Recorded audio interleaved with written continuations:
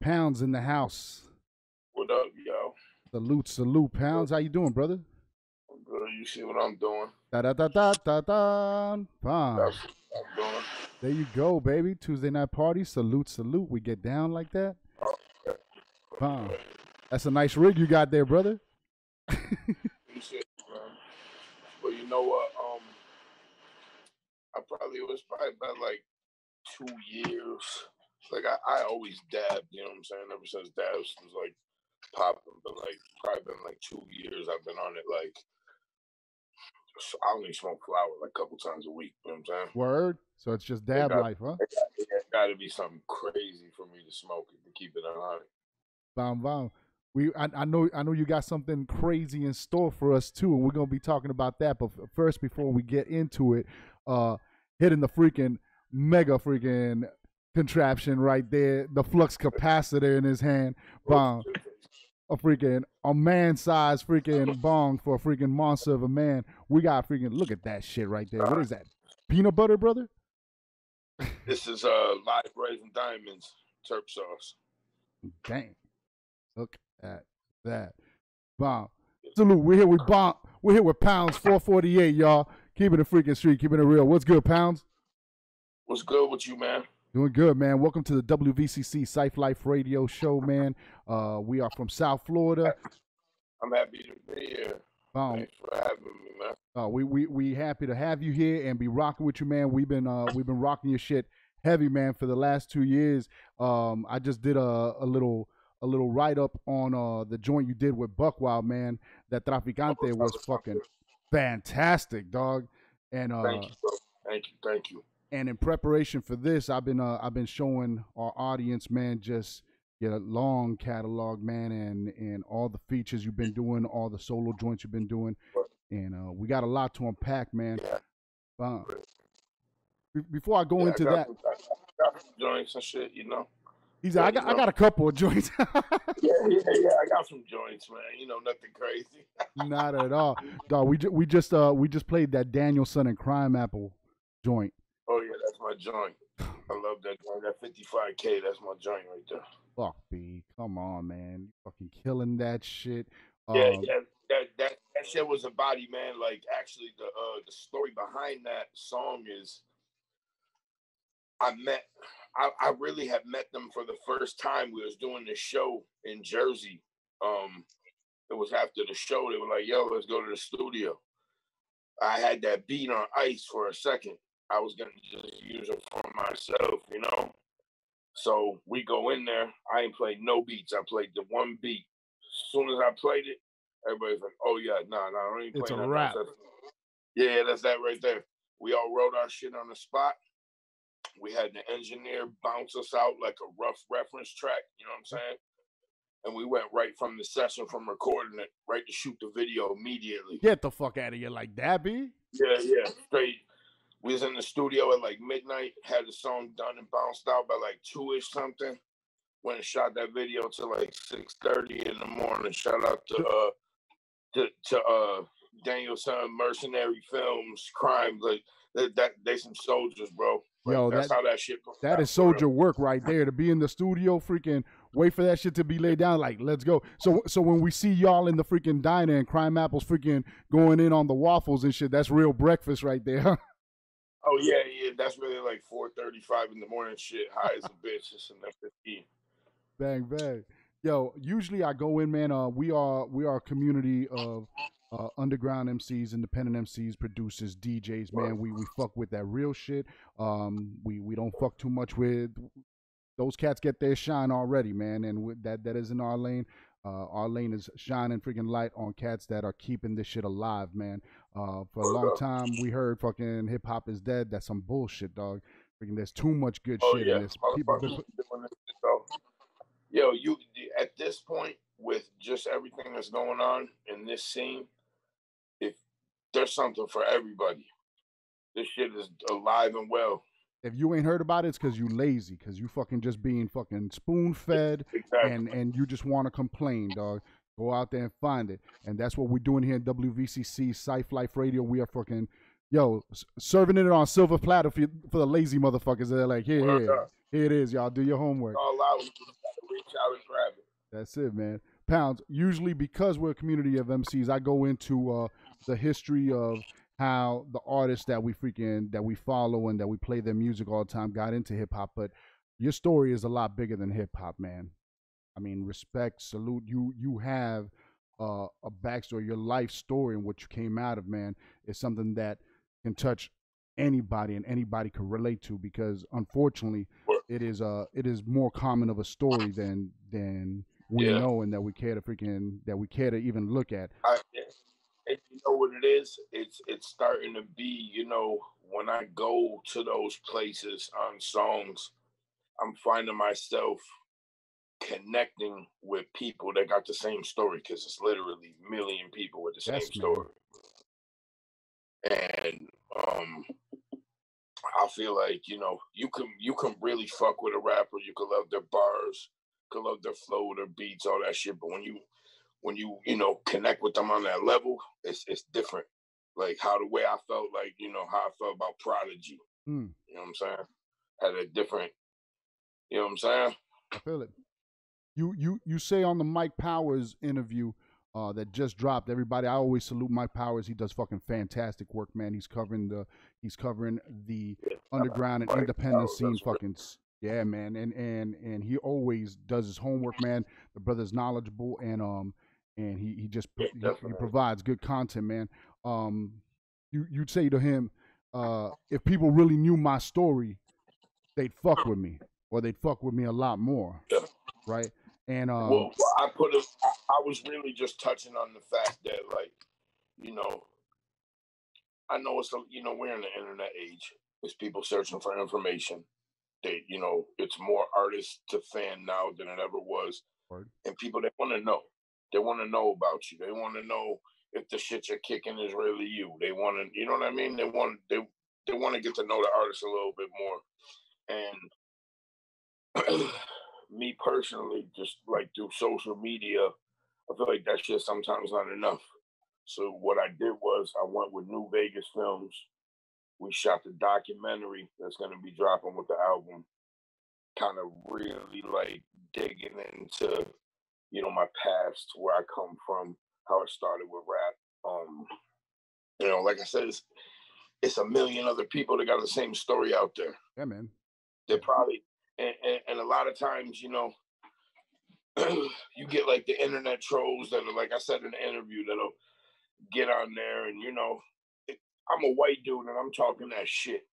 Like, you know what I'm saying? So it's a lot of people that'll be like, he don't do none of that shit he raps about. A lot of those dudes, this dude probably is like a little rich white dude from some great neighborhood, from a great background, That's not the case.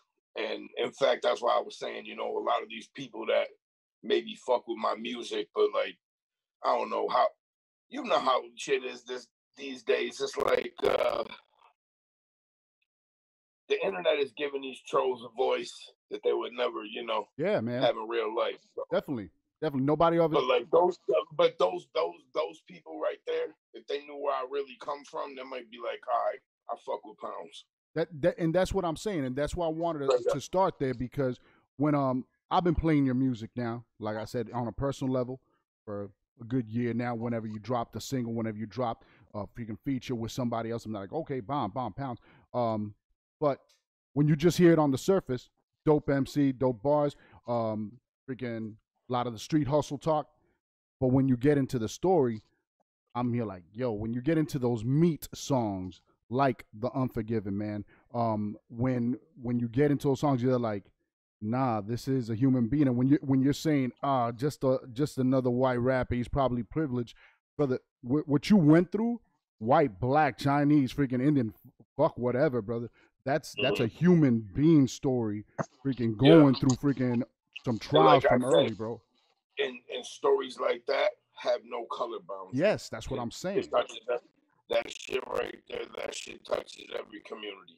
You know what I'm saying? You talk about it on the Unforgiven, your tumultuous relationship, to freaking put it in light terms, man, with your mom, and how, and you talk about in your interviews how it resulted to you growing up in group homes in your teenage years and stuff. Tell us a little bit about that, about growing up not only in Rochester, New York, where you cats paint a picture of that. I mean, if we could say that Nas paints a picture and Mobb Deep painted a picture of Queensbridge, and you could see yourself walking through the projects and by the bridge, the picture that you guys paint of upstate New York is one of a place that is not fun to play outside, dog. It's not that shit is freaking grimy as Yeah. hell. What was it like for you growing Like, up in that, bro? you know, when I was younger, my parents were, you know, struggling like everybody else around here. They was just trying to get us out of the hood, get us into the suburbs.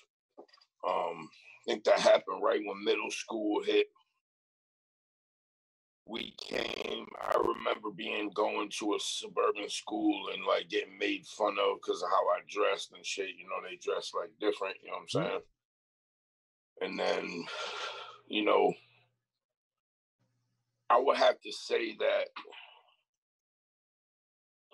it was really like high school. It was really like I was seeing shit that I shouldn't have seen at a young age. And I kind of like, instead of getting like PTSD and being fucked up from it, kind of like adapted to it. Word. So once high school came, it was like I'm moving to this other direction, like not, you know, not a good direction. And it was nothing that was going to stop me at that point because my home life was so fucked up. So, you know, like I spoke in the other interview, you know, I was that kid that was coming to school and like the same shit he had on for mad days, getting made fun of and all that shit. And like, you know, I didn't want that things that way, obviously, but I was just so young, I had no really control over that shit. You know what I'm saying? So I think it's like a lot of these kids was like trying to be in the streets to be cool, and I was like being in the streets like literally out of Because you fucking had nowhere else to necessity. go. Yeah. Yeah, like you know, like it's weird now when I think back. I was that annoying kid, like friend of a kid that's always at your house, eating you out of house and home, fucking always trying to sleep there. You know, these people don't know I'm trying to sleep over on a weeknight because I ain't no fucking place to go, you know? And just surviving, So brother. yeah, so like I said, I didn't like get fucked up from it. I mean, I'm sure I'm fucked up from it somehow, but I like more adapted to that shit because I wasn't gonna let that shit beat me. You know what I mean? Word.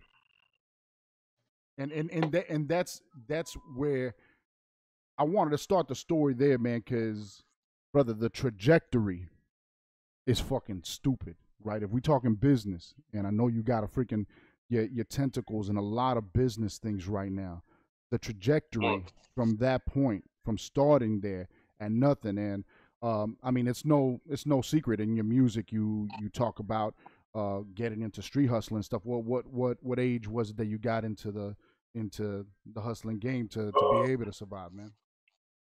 I would say around 14 was like the first time I was ever like really copping like weight of weed.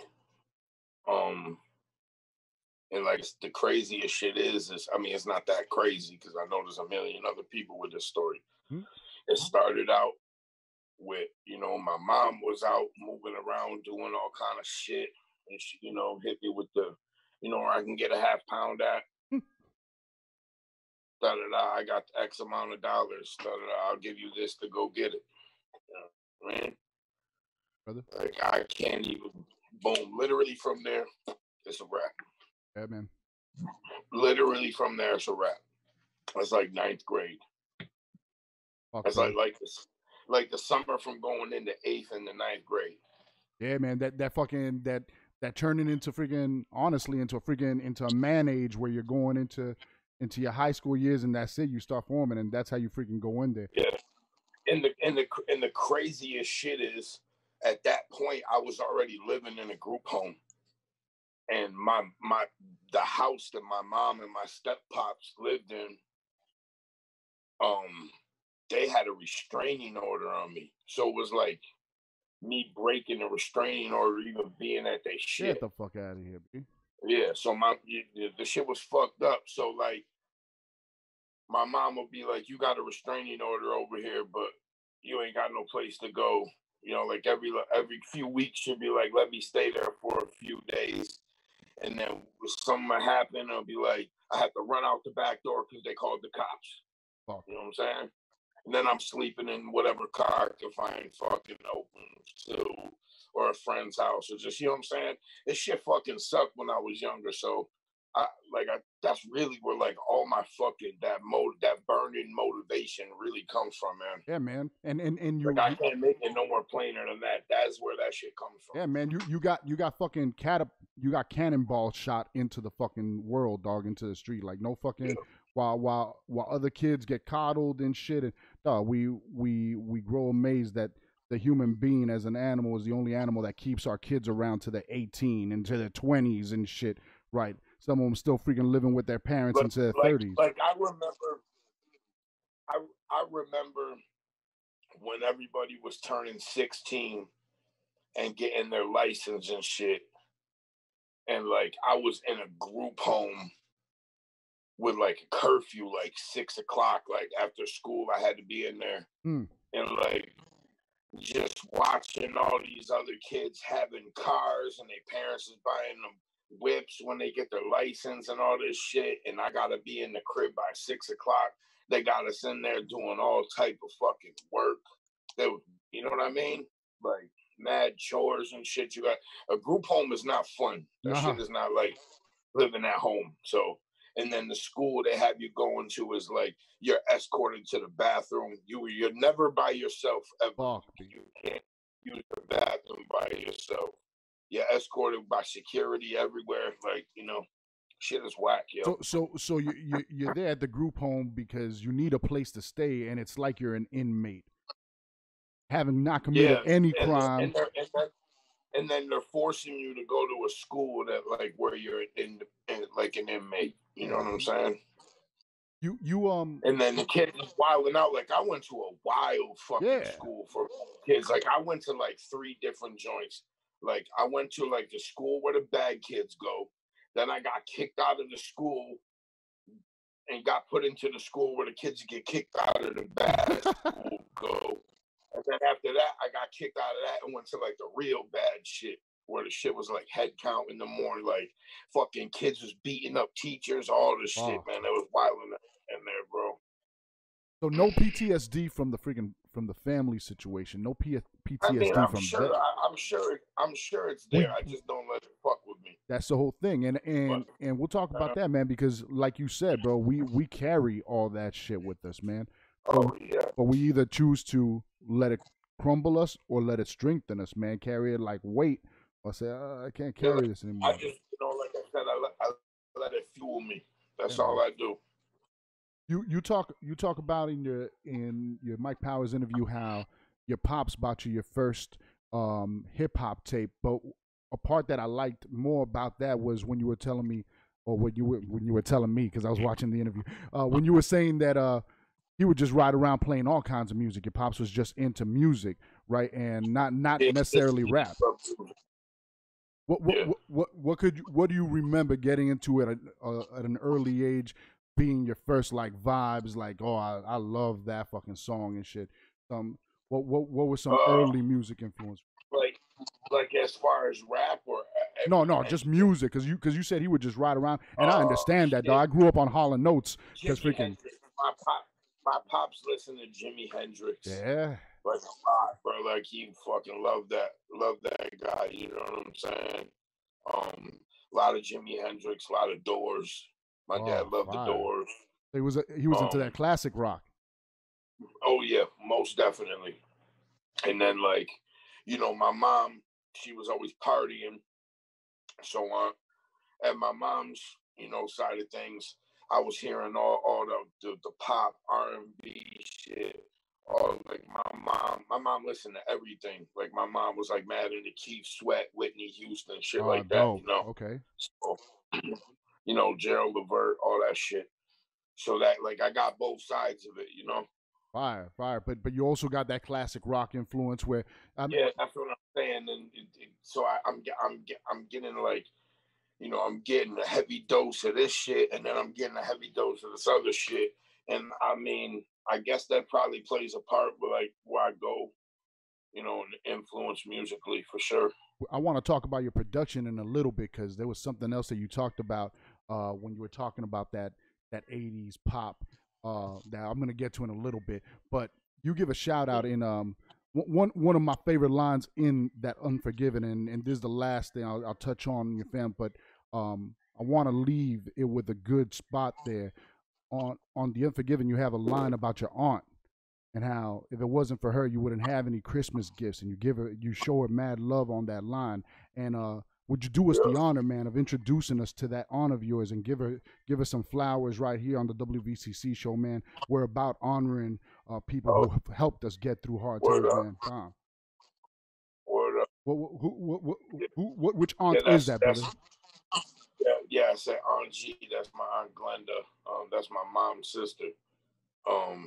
Shout out to her. She's probably like the only one that ever really ain't turned her back on me. You know what I'm saying?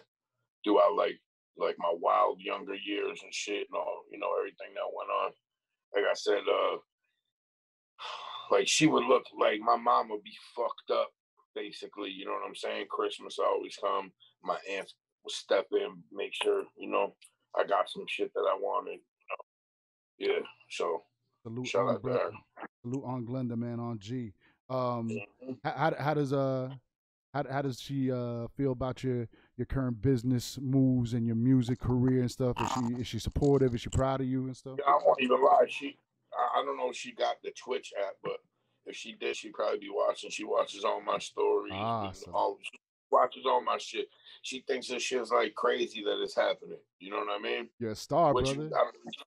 If you fucking not see where I came from, you know, like I'm nowhere near where I want to be at all. But if this is what it ends up to be, and this is as far as I get, holy shit, thank God. You know what I'm saying? Brother, you've been making, I mean, you got a 40 dash going right now, brother. That is impressive, man. Your first start of the sprint. And I'm embarrassed, man, because I'm here like I've been bumping you for 2 years now, roughly. I go to your page and your bio and stuff, and they're like, you might have just heard of him, but this brother's been putting in work for years now, over a decade's worth. And that's where I want to get to now, man, because we respect MC shit. We respect grinding. Of course, we are all fans of the wave that's coming out of upstate New York, Rochester, Buffalo. You cats talk a lot of drug hustle up there, but you guys got a lot of motherfucking talented shooters up there, a lot of dope pens, a lot of dope MCs, man. There must have been some sort of scene going on over there where you cats again grew into. What was it like when you first got involved into this freaking MC shit? There was a real heavy scene here in Rochester back in like the early 2000s, like real heavy, like that pre, during, and also like that pre Dipset G Unit. Yeah. All during. That's like when it popped off. And like, you know, there was a real scene here. There actually happened to be a DJ here whose studio was like the hub. He had all the illest talent. He was like the most popping DJ here, shit, the whole region, Rochester, Buffalo, Syracuse, putting out mixtapes galore. What's his name, Quanda Bomb. Shout out to him. Shout out Quanda Bomb, man. He had all the talent at one and under one roof. And it's crazy now when you look back, it's like he probably didn't even realize it. Like he knew, don't get me wrong, he fucking knew. But now when you look back, like, damn, like everybody went through them doors. Right. That was like like a rites of passage. That was shit, like your lyricist lounge. That was like y'all's freaking Good Life Cafe, let's say. and you know, like it was initially wasn't me by myself. It was me and my man Licio and Eyes Open. All right. Eyes Open is actually DJ Tambi, who's one of the most famous tattoo artists in the States. He's a one ink master like 5 times. He's the host of it now. Wow. Okay. DJ Tambi? Yeah, DJ Tambi. He was Eyes Open, and my cousin Licio. We were like a group, like 3 of us were all Italian, you know what I'm saying? What y'all go by? Like the only white mugshots. Mugshots? The little mugshots, y'all. And we was only white, bro. And we was on the west side. So like it was like a big deal. Like I remember when we went over there, shout out to Hassan Mackey.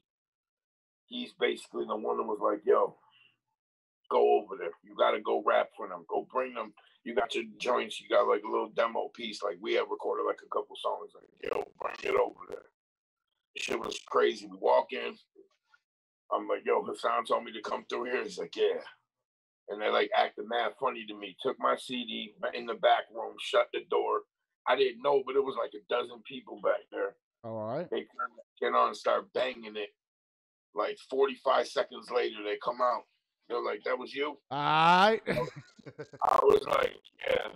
He goes, all right, come back here. You know what I'm saying? That's what it just kind of popped off from there. That's actually where I met the coach, Coach Parcells. That's my brother. He kind of like, you know, him and Quan kind of ushered me into this shit, like really songwriting and putting verses together. Like I didn't know what I was just rapping then. I feel you. You just spitting bars.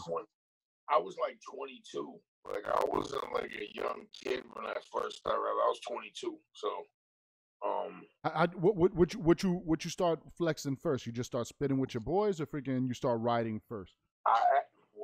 The thing is, I was around all my boys rap.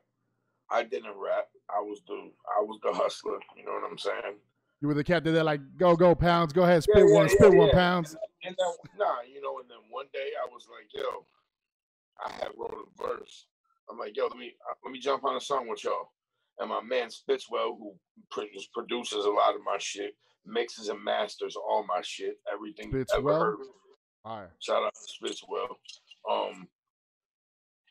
He was like, nah, we good. Like he wouldn't let me get on the joint. Nah. So my other man convinced him to let me get on the joint. I got on there. Rest is history. Y'all try to play me. You know what I'm saying? Oh, like yeah, you burned like that though? Yeah, all my friends rapped, so I was like, I can rap better than y'all.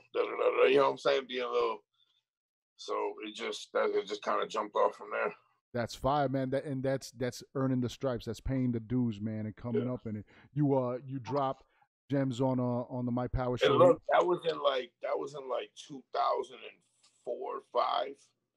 That's a minute ago, you know? Yeah, definitely, man. Freaking beginning of the millennium. And I know exactly the time period you're talking about. That's the big ruckus underground movement. That's when freaking all the ciphers started popping off again. The scenes were bubbling at that time. You were born out of that. You mentioned on the Mike Powers interview how you agree, yeah, you're a guest in hip hop, right? But you fucking street as fuck. Nobody's gonna punk you over it. I wanted to take it at another angle here because more than the Eminem side of it or anything, like you said, you were growing up an Italian MC, right? In I guess an area where there wasn't many white kids, or definitely not many white rappers. It's not that it wasn't white kids. It just wasn't white kids rapping like that. Word. It was like a handful of them. It was before 8 Mile came out. Yeah, definitely. Yo, to keep it 100, that's when it happened. When 8 Mile came out. Yeah. Everything changed. Everything changed when 8 Mile came out. It's true. I mean, but I think when that came out, everybody was there like, oh, the B Rabbit. Oh, this cat's a B Rabbit. He's trying to be. But shit, man, when M first came out with the fucking with the tape before the freaking Slim Shady LP, he was fucking killing it. When he had the freaking Source, when he had the Source freaking unsigned hype, he was fucking murdering shit, man. And and there wasn't that B rabbit freaking emoji that they would put on any white rapper that came out. But what was your experience coming up and trying to make a name for yourself and going out there, and were there places where they were having showcases and letting you perform, or battles going on or anything like that? Oh, I had, like, when I was younger, I was doing wild showcases, like winning all them shits. Like, and I mean, I'm sure I went tons of places where I wasn't necessarily welcome, Word. you know. But I go up there, I start rapping, and all that shit changed. Yeah, man. So Show improve. I definitely went through that like few year span of doing showcases and the labels there, and you win money and win shit, and you don't really get shit even when you win, and you know what I'm saying? And like, you know, it's all these like little young dudes coming in there, and you know, my shit has been polished for a long time. Don't get Word. this. I don't just sound, you know, how I sound. I just started rapping. Like, you know, I've been rapping for a long time, and like, you know, even back then I was polished. And then on top of that, I'm walking up in these showcases, like packed ass showcases and shit. I got like 6 fucking chains on. Like, I'm walking in there like 10 deep to like, who the fuck is this? You got the image going on. You got the fucking yeah. You know, they're like, who the fuck is this dude? And they'll be like, oh, that's that 2 pounds from Rochester. You know what I'm saying? And like I said, I started winning all these showcases, and I mean, obviously nothing happened, but I went through that era of doing that. I wanted to. It's funny that you say that, because we all got those in every major city, right? Some promoter that's there like, yo, pay to open up for freaking so and so, or the freaking mixtape freaking showcase. You pay this much and you get on, and you might be put on a mixtape. I will tell you this. I have, like in Rochester, I've opened up all the major concerts, all the acts. French, Rick Ross, Meek, Dipset. You are the name out there, definitely. You know, Jeezy, Gucci, man. Like, I've opened up all these fucking shits, right? I've never once paid to open, ever. Fire. Okay, and that's gonna bring me to my point here. I always have made that a rule, and you know, I know it's a smart business move at this point. You know, we're higher up in the game now, and you know, buying on the tours to make money is a smart business move. It's a smart business move, you know. But like, you know, paying $1,500, $2,000 to open up for whatever the big act is at your arena in your city is not the move. Just know that. I wanted to ask you about that. Go, brother. Because they're not there to see you. They're not there to see you. They're there to see the act. You're not even, they don't, half the time they don't even put you on the bill, and then they're letting you rock before the people are even in there. They're letting you rock the 2 first hours while people are freaking just getting in, and nobody's there to see you. The show started at 9, and you paying $1,500 to rock at 7:15. Oh hell no! You see, you got better shows than we do, brother, because over here the way the game is played is just like that. But the show freaking doors open at 10. You're performing at freaking 10:30, and the headliner doesn't come on till 2 in the morning. So you're there waiting all that freaking time. But I wanted to ask you, because I was just using that example. That's what I'm saying. Yeah. But because we're into the investing into something for your career, you were mentioning that you really didn't take off on the music shit. The music shit really didn't start moving until you put some money behind it. And from what you're saying here, that I see that you're not talking about investing in opening up for an act, or freaking investing in putting out some CDs. What for the independent artists out here? You know what artists don't understand, what you need to invest in, besides how everything looks, your visuals, your products, your packaging, how you're coming across on social media. That's just one piece of it. You understand?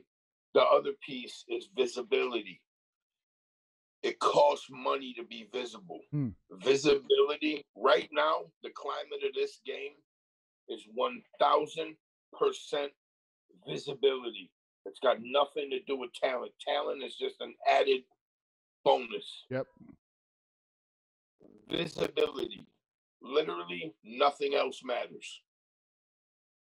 Invest in that marketing, getting You yourself. should be, yes, you need to be investing in a publicist, investing in marketing, investing in top quality products and merch, making sure that your visuals are top notch and not no bullshit. Like yo, what is it NVF or NVS? What are those, the acronym that I see at the New Vegas Films. He does all my shit.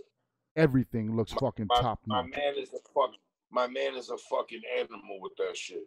And you've invested in good quality, man. I want to give a salute to your publicist, man, Jordan Commander. Dog, he is freaking. I knew the moment that you started working with him because he hit me up like that. He's like, yo, you need to freaking book Pounds. This is the day, bomb. He's available, and he moves, man. And I've seen you everywhere, and everybody he works with, he's getting their names out, man. He's doing a lot behind the scenes. Salute, Jordan Commander. Thank you for working with WVCC. From that, what you're saying about putting your money behind it, right? As I said before, and you know what? Just to build on that is, these rappers, I understand they want to compete with the other rappers. They want to have the nice shit, but at the same time, you can't be spending all your money trying to look like a rapper. And I think that's where a lot of these artists get shit twisted at. Going to spend all their money on designer shit and jewelry. They get so caught up in that, they're dropping a video with 50 views on it because they didn't put any money into the visibility and the marketing. Word. You get what I'm saying? And they wonder why. You got a kid with a $4,000 outfit and a video with 171 views on it.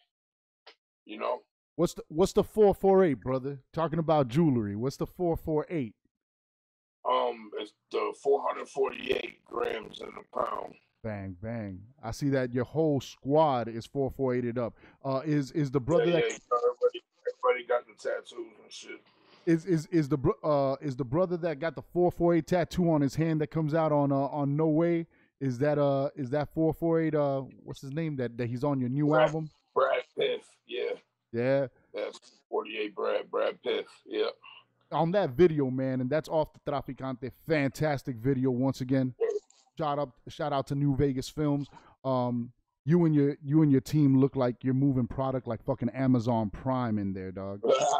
Honestly, dog. Yo, you, of course, the metaphor of the video and the whole freaking slang of the song is freaking some product movement, right? But you got your hands in a lot of different products, man, and a lot of different business ventures, like I said before. Let's get into a little bit of that, brother. You can you tell the people what the hell is Mikey Likes It, dog? And what's your business venture with Mikey Likes It? Because that shit is interesting as fuck to me, brother. All right, Mikey Likes It is probably like the most popping ice cream place in New York City. He's got the exciting flavors. He's always doing cool pop-ups, putting out fire products and merch. Like, he's like it as far as ice cream in New York City. So I linked up with him. I have one of the weed strains we have out is tiramisu. He's like, yo, we should do a collab. He goes, what would you want to do? I said, let's do tiramisu. You ever do that flavor before? He's like, nah. I was like, and then, we got to do it non-dairy, vegan, because I don't eat dairy or meat. So you gone vegan? Right. Yeah, about a year ago. All right. So it is a non-dairy vegan ice cream, tiramisu flavored. It's like regular ice cream, but it's just I don't shit my pants when I eat it. You know I feel it, bomb, yeah. And you went into and just lightly freaking walked over. Oh yeah, it's a strand called tiramisu that we grow. You have a tiramisu strand, a flower of love, dog. Yeah, we've had that out for about a year and a half now. We just dropped a brand new one called Cannoli about 3 weeks ago. I was gonna get into it. You were saying you you wanted to drop it in line with the new album and stuff. And I wanted to Yeah. know, I wanted to know where we could get the pre-order, where I get the freaking cannoli pre-rolls with the freaking album, dog. I got to, we'll have to come check you. We'll have to come check you in person. We can definitely take care of it. That would be fucking fantastic. Cannoli flavored strand, man, and tiramisu strand. How'd you get into the growing, I guess, industry, and that is a booming industry right now, man. I just fuck with so many people. I fuck with so many growers in all these different compliant states. They're just like, how come you don't have your own weed strain? I was like, how come I don't have my own weed strain? How come I don't? I was like, shit, let's do it. It was kind of like that. Like, yo, how do you back in the day, you used I have one. You know what I'm saying? Back in the day, you used to record songs. I'm like, yo, I'm with it. My bad. I was just saying, you hear cats talk about back in the days they used to record the songs for the freaking OGs of the block, or the freaking or the freaking the gangsters and stuff. They used to freaking MCs used to do songs for them on the block to get street cred. Now the growers are there like, yo, you should have your own strain. That is freaking genius. Come on, man. That's what they do now. And I got some real talented guys that are real dedicated and they're just really into it. You know what I'm saying? It's an everyday job. It's not something that you can just set up and, you got to be there every day. It's got to be all you do. And we got some beautiful shit coming out, man. Man, it must not be easy to freaking. You guys are awesome. Yo, salute to the Sauce Kings out of Kendall, Florida, out of Miami and stuff, and the Bucket Company, man. They are all in the cannabis industry also out here, man. It is definitely must not be easy to grow a strand that tastes like tiramisu cake and freaking cannoli, man. That shit. Yeah, it's fucking hard, man. You got to just keep crossing shit and crossing shit and crossing shit till you get the flavor that you want. That's just beyond me. Flavor profiles is something you just got to over and over and over till you get what you're looking for, And then they send it to you. They're like, there. Well, how do you like that? They're like, yo, what do you think about this? And then, And you signed off. You're like, yeah, that's a cannoli, dog. That's holy shit. Yo, oh my God. Jordan told me something about man, I don't know if I read it wrong. He told me something about you're coming out with your own brand of capsules, and I don't even know what that is. Freaking diamonds, actually, the live resin diamonds. Oh, get out of here! Those are on the way. Those will probably drop right along with the album. Bang bang. Well, since we're talking about the album, man, it's actually what I'm smoking right here. Fantastic. The peanut butter diamonds. Yo, live and direct, man. You don't get it nowhere else. You could smell it right through the freaking smell-o-vision right now. Swear to God, you might be able to. Yo, let's talk a little bit about the music because I want to get into the new album. Pee Wee Kirkland, man. For whoever doesn't know in my audience who that is, man, let us know about the album and the legend Pee Wee Kirkland and how he influenced the album, man. Well, if you don't know, Pee Wee Kirkland is probably like one of New York's biggest like hustlers of all time, and he's also like one of the best street basketball players to ever live. Obviously, you heard in the clips, joined Legend in 2 games and Pee Wee Kirkland. So that was the name of the album, Legend in 2 Games, Pee Wee Kirkland. I took on the moniker, put the songs together, had like a bunch of interviews he had did, chopped up all through it. Once I had that shit done, my man Mitch actually met with him, and then my man 1,000 Words took his Polaroid. Shout out to 1,000 Words. Shout out to 1,000 Words, bro. They kind of like hooked the whole shit up, let him hear the project and shit. Was like, yo, what you want to do, a video? End up doing a little vlog documentary piece with him. I seen it. And I think people, I don't want to say slept on that project because, I did numbers with it. But, I mean, shit. Let's get to the bare bones of it. Like, I'm a white dude that did a fucking album called Pee Wee Kirkland. And got it co-signed by Pee Wee Kirkland. So like that's heavy right there. Yes, man. He's on the album cover wearing your chain. I mean, it is fucking official. And I wanted to encourage you, man, because you said when homie asked you, oh, what are you listening to? Have you heard the new Nas album? You're like, nah, I don't hear anything until a year or two after it comes out. And yeah, I don't like listening to shit right when it comes out. But when you hear something, it's brand new to you. So right now, yes. Everybody who's just getting familiar with Pounds, man, you got to go back and hear that Pee Wee Kirkland, man. That shit is fucking fantastic. Listen to that, start to finish. You were mentioning before the documentary, and I know you got some of that footage for the documentary. Tell us about the documentary you filmed, man. Like I said, New Vegas shot and edited the whole thing. It's pretty long. It's going to be coming out in, I believe, 3 or 4 parts, like weekly as the album comes out. We shot some of it. I'm basically recording the album. I'm cooking. I'm at, like I got all my boys at the condo. We're cooking, smoking. We're in DC, New York City, LA. We like kind of shot that shit everywhere. Rochester.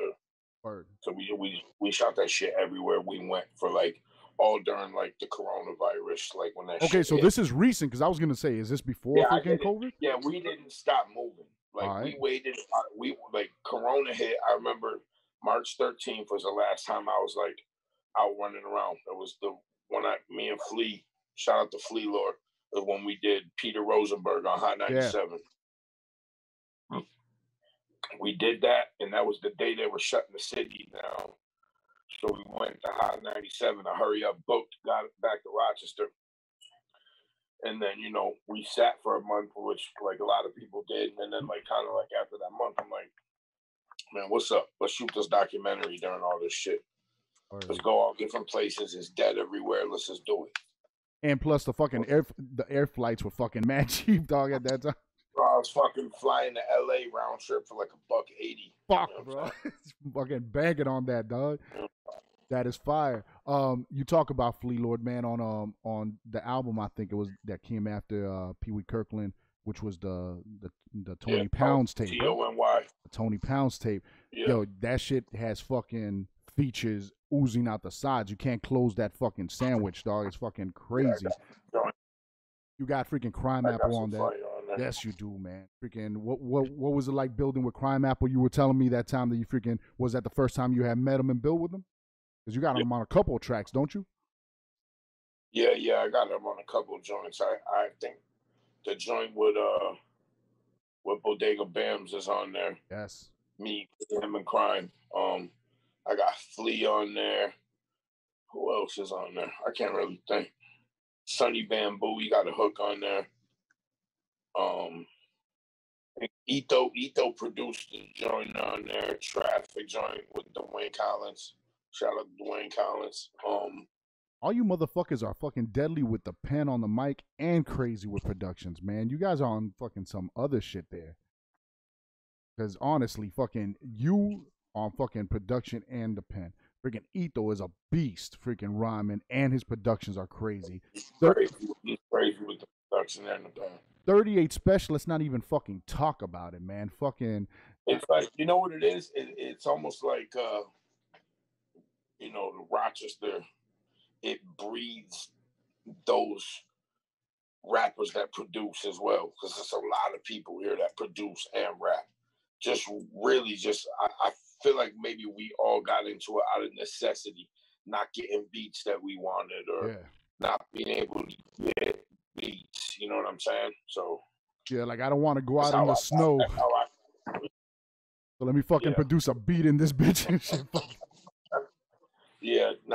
We got some brutal fucking winters up here. Rochester, Buffalo, Syracuse. We get killed during the winter, man. Yo, but it makes for some of the dopest videos though, man. Because some of the videos y'all be shooting up there, that shit looks like where you don't want. That shit looks like Fargo up in that bitch. Let me ask you, man. Flea Lord, you up on the Rosenberg interview with him, man. Flea Lord is a fucking beast. He's been on monster mode for the last. Right there, man. He's like on a freaking album a month streak right now, man. He's in his fucking bag right now, yo. Yo, what is it like building with somebody like that? Does he have that kind of energy just on the one-on-one as he does when he's on the job? Or I mean, we saw him rock here when he came down with West Side Gun, Oh, and in one song he stole the show, man. I mean, he's fucking, he's you know lightning what in it a is? bottle. He just got this energy, man. Like this, just that glowing energy, and he just wants to work. He don't want to do nothing else. Shout out to him, man. He's like the hardest working dude in the underground, keeping it on it.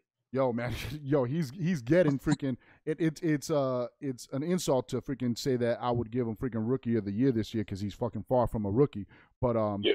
when it comes into the scope of freaking industry, man, the way he's putting out albums, man, he's on killing fire, shit. bro. We got him You on the don't show. know. We got him on the show in I think next week or the week after Jordan landed that. Can you give us a little story or something that we could drop on him and freaking flip his lid and shit? Freaking something funny that y'all went through and shit. Shit, like the first time we like really got into the studio, he had me shit. We was recording in the projects. Shout out to French at French Spot. We went in the studio, bro. We just had so much different kind of weed, and we had got high as a bitch. And he was like, "Yo, you ever had Kennedy fried chicken? You know, I'm from Rochester. You know, but I be in the city, but I never, you know." This is probably like right before I went on my vegan shit. All right, Kennedy fried chicken. Well, we end up eating about $50 worth of Kennedy fried chicken. Greasy hand, greasy face, all that. Went in that bitch, fucking knocked out 2 joints back to back. Damn! After eating $50 of fried chicken, you wouldn't get the fuck out of here, dog. Yeah, it was probably about $45-$50. We ate a lot, man. Yo, that is fucking savage. I fucking went to a buffet once before we got booked extra late for a show. We showed up mad early. They're like, yo, y'all ain't going on until this time or whatever. Fucking, it was like 3 hours and shit. We're like, fuck that, let's go eat. And went to a buffet around the corner. And bro, we came back. I'm there like, fuck, that fell asleep in the corner. I'm like, I can't perform like this. Hell no. I won't even lie. Sometimes when I'm full, I rap better. Serious? Yeah, man, that shit don't really faze me like that. You're the like the kung fu master. You're like, this gives me strength. like when we was recording the Buck Wild album, I recorded that shit at Sound Room. All right. Or Engine Room. Shout out to my boy Big Len. He was our engineer for that whole project. One of the best I've ever worked with. I was catering all these sessions, like mad, like just like mad different shit.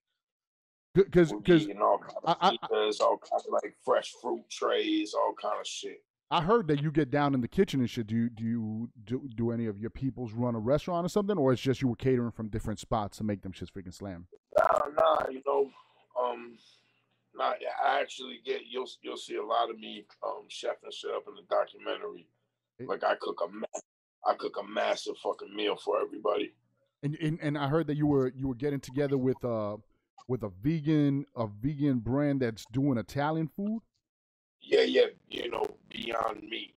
Beyond Meat. They're like they're like the competitor for Impossible. All right. Beyond Meat. My boy is like works with them. He's a rep with Plant Burger. He was like, I'm gonna send you this big box of shit. You should see if your boy Vegas wants to shoot. You cooking some shit and we can shop it. All right. So you took his meat and then you just cooked up Italian dishes with it. Pause. Oh, pause. Freaking skip. Over here we say skip because that's the scene in the movie. You don't want to pause, we skip that shit. Nah, but so they send over like their meatless shit, the sausages, the like ground beef burgers type shit. So what I did was I'm making the Italian classics, dairy and meat free. So like lasagna, meatballs, shit like that. Oh man, showing people that it's pretty easy to eat there are alternatives. Yeah. Brother, I'm gonna tell you, Pounds, in all respect, man. When I was watching the clip of you and Pee Wee Kirkland in front of the Apollo and stuff, and you guys are going through it, and brother, you honestly, you look like what's homie's name, Big Ed and shit from freaking, because you were so much bigger and stuff, and I'm here like, and it's and when I saw that, it's not what I'm used to seeing now, because I've seen the recent interviews, I've seen the videos. I got this pun style beard right now. Otherwise, I have my my full beard super sharp. I play with it. I don't really. I try to ignore a lot of people be online saying, Nah, "Yo, but nah, fuck that. But the reason I'm saying is that you could tell the difference of the weight that you've been losing, brother. Yeah. That's what I'm saying. I went from wearing a 5X to a 3X. Bam, B. So I definitely lost a good. I mean, I need to lose a lot more weight, but I got down. But you've been making the decisions. Going vegan a year ago, that's making life decisions to freaking to do that, man. Man, you gotta understand. I'm Italian. I've been eating pork, beef, veal, sausage, fucking cold cuts, capicola, fucking salami. I've been eating that shit. I ate enough of that in your DNA. And it's like ingrained in me. So it's like, it was harder than you think to give up at first. Now it's nothing. I just like mad alternatives. There's other shit. I try not to even think about it. You know what I'm saying? Mm-hmm.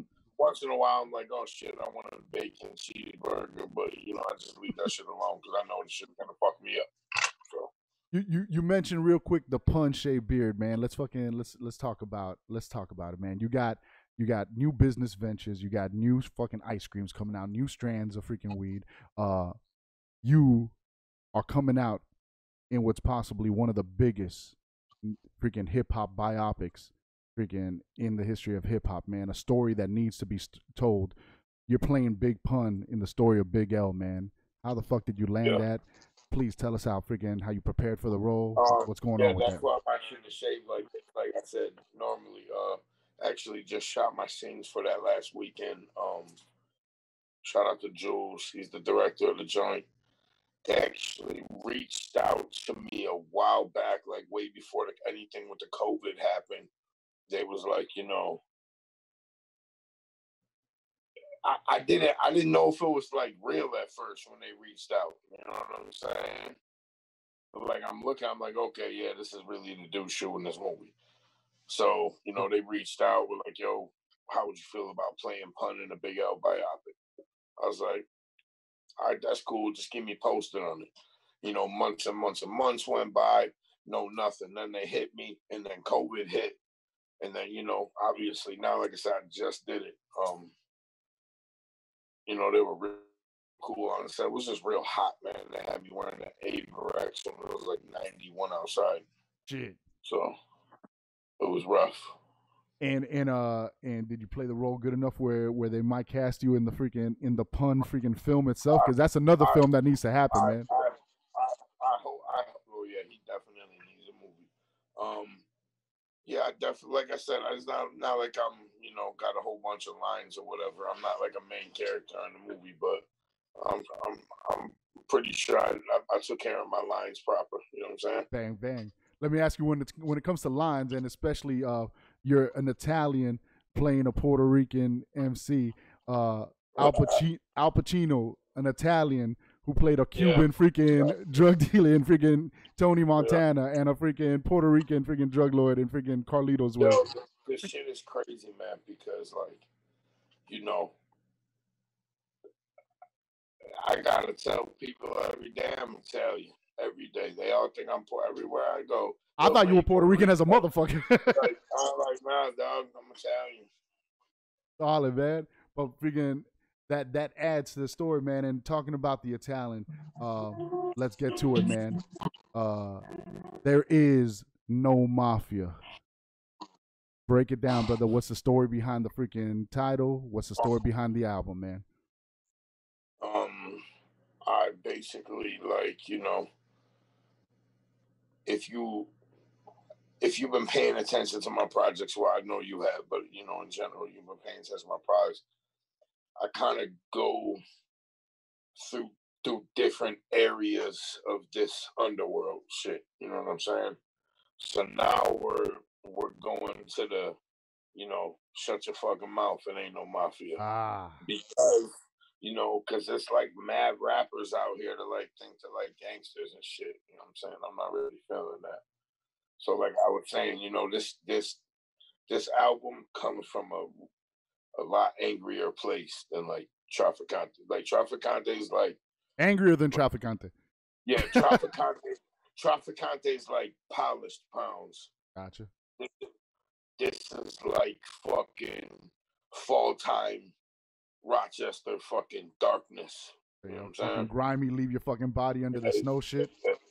This is what Rochester, made me do. You know what I'm saying? How long have you been sitting on this or working on this, man? Freaking with the whole COVID freaking. I had this and a multitude of other projects right now. They're kind of just everything got slid to the side with Corona because I wasn't in a hurry to drop during all this shit. I wasn't.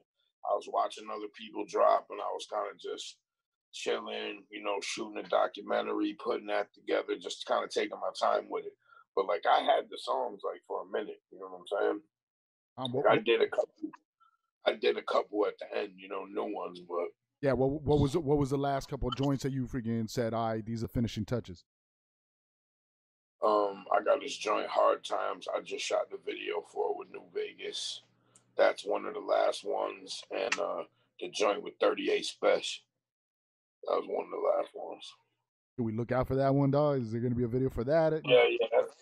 I'm pretty sure we're dropping that real soon. Like, we're gonna let that fly before the album comes out. Anything you freaking releasing, man, send it our way. We fucking play that shit on fucking repeat, man. You already know. You got it. The Jenga fucking video, man. Like I said, it's a fucking thing of beauty, man. It just freaking dropped out. We got that shit up on our blog spot. It basically talks about how you stacking all your business endeavors, man, and stacking it up. Yeah. What can you tell our people at home, man? We've heard about your story, how you came from nothing, man, from real hard times, and now you're managing yourself, man, and your businesses, and you're doing for your family to give them something bigger that lasts longer in the future, man. And more than the cover or scratching the surface with the drug raps or whatever, the hustle rhymes and stuff. Everybody thinks there's a lot of people that say all that's coming out of Rochester and Buffalo is just a lot of drug rap, dog. A lot of freaking glorifying the drug game, violence and stuff. You know what it is? Because so many people have the same story out here. But what I'm seeing, because that's in the music, and in the music speaks to the people. But from interviewing a lot of different artists from out there, man, from watching other interviews and from hearing your stories, the example that y'all are living in, leaving that life behind and growing as entrepreneurs and growing as businessmen, right, is a much more inspiring story. When people are there like they're just teaching kids this and that, I'm like, that's in the rhymes, but you see their life and what they talk about and how they carry themselves. See, the thing that I'm focused on, and I know didn't start that way, but I'm to the point where I'm trying to use rap as a stepping stone, a key to open up other doors. Word. You know what I'm saying? Because music is not where it stops for me. Can be, dog. I told you, trajectory like this, motherfucker. And I can't wait to see you in bigger films. I think there is no other person who could play pun than you after you freaking take it. You're in the hip hop freaking cinema universe at that point. And honestly, brother, we salute you and your grind and everything that you've done, man. And like you said in the interview, I think if people knew what I've been through and the real me, they'd fuck with me a lot more. I got about 40, 50 people watching right now, man, that I know that they're like, yo, I'm gonna fucking get deep into this. You guys gotta fucking check out all of Pound's work. September 4th, right? Yeah, September 4th, we're dropping There Is No Mafia. It's at Pounds 448 on all social media, all streaming platforms.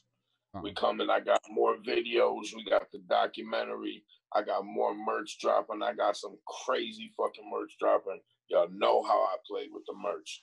I'm not no t-shirt dropper. You heard? Get it, yo. Follow him at Pounds 448 on everything, man. You go ahead and search them up.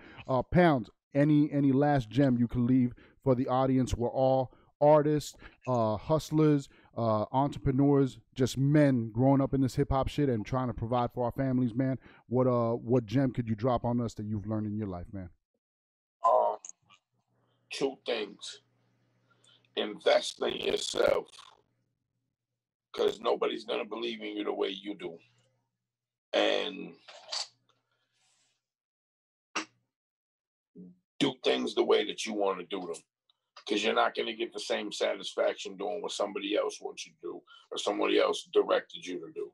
Do what you want to do, because that's the only way you're gonna feel clean about it.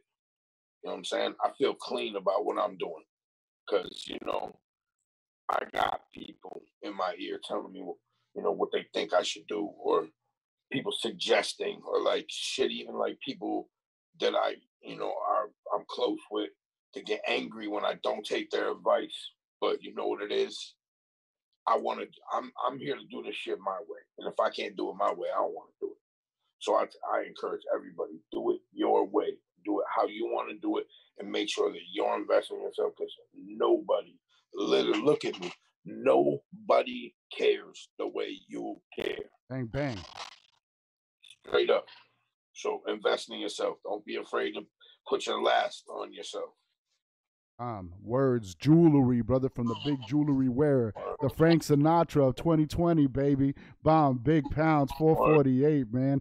Yo, Pounds, all we ask our guests when they leaving, man, is just to real quick let us know who you are, what you rep, and let them know you rocking with WVCC Radio, Saif Life. Can you do that, brother?